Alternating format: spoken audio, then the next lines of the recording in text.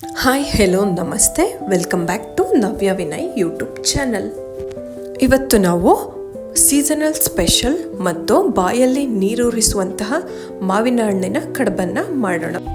ಈ ಕಡುಬು ತುಂಬ ಸಾಫ್ಟ್, ಸ್ವೀಟ್ ಮತ್ತು ಮಕ್ಕಳಿಂದ ಹಿಡಿದು ದೊಡ್ಡವ್ರವರೆಗೂ ಎಲ್ರಿಗೂ ಇಷ್ಟ ಆಗುತ್ತೆ. ಬನ್ನಿ ಶುರು ಮಾಡೋಣ. ಮೊದಲು ಒಂದು ಬಾಣಲೆಯನ್ನು ತೊಗೊಂಡಿದ್ದೀನಿ. ಅದಕ್ಕೆ 2-3 ಸ್ಪೂನಷ್ಟು ತುಪ್ಪವನ್ನು ಹಾಕ್ತಾ ಇದ್ದೀನಿ. ತುಪ್ಪ ಚೆನ್ನಾಗಿ ಕರಗಬೇಕು. ಕರಗದ ಮೇಲೆ 1 ಬೌಲ್ ಕಾಯಿ ತುರಿಯನ್ನು ಹಾಕ್ಕೊಳ್ತಾ ಇದ್ದೀನಿ. ಅದರ ಜೊತೆ 1-1.5 ಕಪ್ಪಷ್ಟು ಬೆಲ್ಲವನ್ನು ಹಾಕ್ತಾ ಇದ್ದೀನಿ. ಬೆಲ್ಲ ನಾನು ಆಲ್ರೆಡಿ ಮೊದಲೇ ಪುಡಿ ಮಾಡಿ ಇಟ್ಕೊಂಡಿದ್ದೀನಿ. ಆ ಬೆಲ್ಲನ ಹಾಕ್ತಾ ಇದ್ದೀನಿ. ನಿಮಗೆ ಸ್ವೀಟ್ ಜಾಸ್ತಿ ಬೇಕು ಅಂದರೆ ಇನ್ನೂ ಸ್ವಲ್ಪ ಬೆಲ್ಲವನ್ನು ಆ್ಯಡ್ ಮಾಡ್ಕೋಬೋದು. ಈ ಕಾಯಿ ಹೂರಣದ ರುಚಿ ಮತ್ತು ಘಮವನ್ನು ಇನ್ನಷ್ಟು ಹೆಚ್ಚಿಸೋದಕ್ಕಾಗಿ ಸ್ವಲ್ಪ ಏಲಕ್ಕಿ ಪುಡಿಯನ್ನು ಸೇರಿಸಿ ಹುರ್ಕೊಳ್ತಾ ಇದ್ದೀನಿ. ನೋಡಿ, ಚೆನ್ನಾಗಿ ಮಿಕ್ಸ್ ಮಾಡ್ಕೊಳ್ಬೇಕು. ಬೆಲ್ಲ ಎಲ್ಲ ಕರಗಬೇಕು. ಅಲ್ಲೇ ನೀರೇನು ಆ್ಯಡ್ ಮಾಡ್ಕೋಬಾರ್ದು. ನೀರಿನ ಅಂಶ ಎಲ್ಲ ಹೋಗಬೇಕು. ನೋಡಿ, ಇಲ್ಲಿ ಕಾಯಿ ಮತ್ತು ಬೆಲ್ಲದ ಹೂರಣ ರೆಡಿಯಾಗಿದೆ. ಈಗ ನಾನು ಇಲ್ಲಿ 4 ಮಾವಿನ ಹಣ್ಣನ್ನು ತಗೊಳ್ತಾ ಇದ್ದೀನಿ. ಅದನ್ನು ಚೆನ್ನಾಗಿ ವಾಶ್ ಮಾಡಿ ಕಟ್ ಮಾಡಿ ಇಟ್ಕೊಂಡಿದ್ದೀನಿ. ಇಲ್ಲಿ ಅದರ ತಿರುಳನ್ನೆಲ್ಲ ತೆಗೆದು ಒಂದು ಮಿಕ್ಸಿ ಜಾರ್ಗೆ ಹಾಕ್ಕೊಳ್ತಾ ಇದ್ದೀನಿ. ಸಿಪ್ಪೆಯನ್ನು ಹಾಕಬಾರ್ದು, ಬರೀ ಹಣ್ಣನ್ನು ಮಾತ್ರ ನಾನು ಮಿಕ್ಸಿ ಜಾರ್ಗೆ ಹಾಕ್ಕೊಳ್ತಾ ಇದ್ದೀನಿ.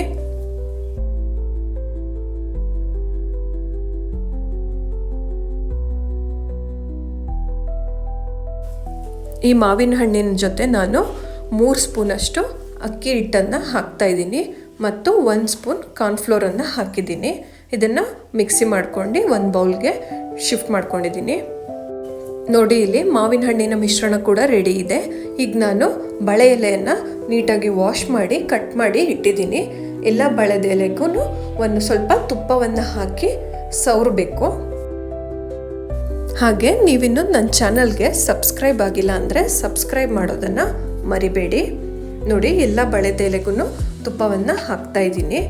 ಈಗ ಅದನ್ನು ಕೈಯಲ್ಲಿ ಸವರ್ತಾ ಬನ್ನಿ. ಫುಲ್ ಬಳೆದೆಲೆ ಪೂರ್ತಿ ಸ್ಪ್ರೆಡ್ ಆಗಬೇಕು.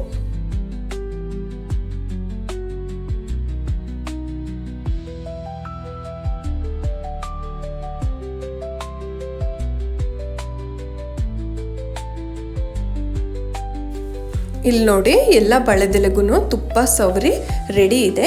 ಈಗ ಅದಕ್ಕೆ ಮಾವಿನ ಹಣ್ಣಿನ ಮಿಶ್ರಣವನ್ನು 1-2 ಸ್ಪೂನಷ್ಟು ಹಾಕಿ ದೋಸೆ ರೀತಿ ಸ್ಪ್ರೆಡ್ ಮಾಡ್ತಾ ಇದ್ದೀನಿ. ಇದೇ ರೀತಿ ಎಲ್ಲ ಬಳೆ ಎಲೆಗೂ ಮಾವಿನ ಹಣ್ಣಿನ ಮಿಶ್ರಣವನ್ನು ಹಾಕಿ ಸ್ಪ್ರೆಡ್ ಮಾಡ್ತಾ ಇದ್ದೀನಿ. ಈ ರೆಸಿಪಿಯನ್ನು ಇನ್ನೂ ಯಾರೆಲ್ಲ ಟ್ರೈ ಮಾಡಿಲ್ಲ, ಬೇಗ ಮಾವಿನ ಹಣ್ಣಿನ ಸೀಸನ್ ಮುಗಿಯೋಷ್ಟರಲ್ಲಿ ಈ ರೆಸಿಪಿಯನ್ನು ಟ್ರೈ ಮಾಡಿ. ಈಗ ನಾನು ಕಾಯಿ ಮತ್ತು ಬೆಲ್ಲದ ಹೂರಣವನ್ನು ಮಾವಿನ ಹಣ್ಣಿನ ಮಿಶ್ರಣದ ಮೇಲೆ ಹಾಕ್ತಾ ಇದ್ದೀನಿ. ಈ ರೀತಿ ಒಂದೇ ಕಡೆ ಕೂಡ ಹಾಕ್ಬೋದು ಅಥವಾ ಸ್ಪ್ರೆಡ್ ಕೂಡ ಮಾಡ್ಬೋದು. ನಿಮ್ಗೆ ಯಾವ ರೀತಿ ಲೈಕ್ ಆಗುತ್ತೆ ಆ ರೀತಿ ಮಾಡ್ಕೊಳ್ಳಿ. ಕಾಯಿ ಹೂರಣ ಎಲ್ಲ ಹಾಕಿ ರೆಡಿ ಇದೆ. ಈಗ ಇದನ್ನು ಯಾವ ರೀತಿ ಫೋಲ್ಡ್ ಮಾಡ್ಕೋಬೇಕು ಅಂತ ನೋಡಿ. ಇಲ್ಲಿ ದೋಸೆ ರೀತಿ ಫೋಲ್ಡ್ ಮಾಡಬೇಕು. ದೋಸೆಯನ್ನು ಮಡ್ಚ್ತೀವಲ್ಲ ಅದೇ ರೀತಿ ಈ ರೀತಿ ಮಡ್ಚೋದ್ರಿಂದ ಕಡುಬು ಶೇಪಲ್ಲಿ ಬರುತ್ತೆ. ಈಗ ನಾನು ಒಂದು ಇಡ್ಲಿ ಪಾತ್ರೆಯನ್ನು ತಗೊಳ್ತಾ ಇದ್ದೀನಿ. ಅದಕ್ಕೆ ಫೋಲ್ಡ್ ಮಾಡಿ ಇಟ್ಕೊಂಡಿರುವಂತಹ ಎಲ್ಲ ಬಾಳೆದೆಲೆಯನ್ನು ಕೂಡ ಅದರಲ್ಲಿ ಜೋಡಿಸ್ತಾ ಇದ್ದೀನಿ. ಇದನ್ನು ನಾನು ಇಡ್ಲಿ ಪಾತ್ರೆಯಲ್ಲಿ 15-20 ನಿಮಿಷಗಳ ಕಾಲ ಹಬೆಯಲ್ಲಿ ಬೇಯಿಸ್ಕೊಳ್ತಾ ಇದ್ದೀನಿ. 20 ನಿಮಿಷ ಆಯಿತು. ಓಪನ್ ಮಾಡಿ ನೋಡೋಣ. ವಾವ್, ನೋಡಿ ಎಷ್ಟು ಚೆನ್ನಾಗಿ ಬಂದಿದೆ. ಬಾಳೆ ಎಲೆಯ ಸುವಾಸನೆ, ಮಾವಿನ ಹಣ್ಣಿನ ಸಿಹಿ ರುಚಿ ಮತ್ತು ಕಾಯಿ ಹೂರಣ ನಿಜವಾಗ್ಲೂ ಅದ್ಭುತ ಕಾಂಬಿನೇಷನ್ ಅಂತಲೇ ಹೇಳ್ಬೋದು. ಬಿಸಿ ಬಿಸಿ ಕಡುಬಿಗೆ ತುಪ್ಪ ಹಾಕ್ಕೊಂಡು ತಿಂತಾ ಇದ್ರೆ ಮತ್ತೆ ಮತ್ತೆ ತಿನ್ನಬೇಕು ಅನಿಸೋ ಅಷ್ಟು ರುಚಿ ಸೂಪರ್.